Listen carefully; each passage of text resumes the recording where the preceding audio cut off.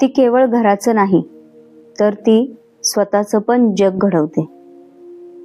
तिनं स्वावलंबी असावं, समाजाला दाखवायला नव्हे तर स्वतःच्या स्वाभिमानासाठी, तिच्या आत्मसन्मानासाठी.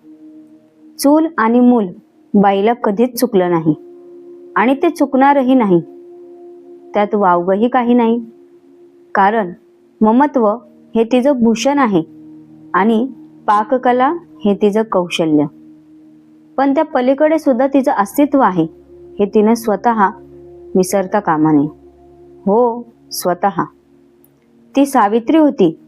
तिनं शिक्षण घरात बसण्यासाठी नव्हे तर स्वतःला उभं करण्यासाठी घेतलं.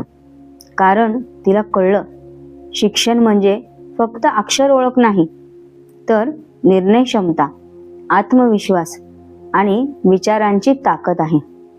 स्त्री केवळ घराचं केंद्र नाही तर ती एक संपूर्ण विश्व आहे, जी देणं, जपणं आणि उभं राहणं तिन्हीही जाणते. स्वावलंबी स्त्री कुठल्याही परिस्थितीवर मात करू शकते, अगदी कुठल्याही. कारण ती जेव्हा स्वतःवर विश्वास ठेवते तेव्हा ती स्वतःचं जग घडवत असते.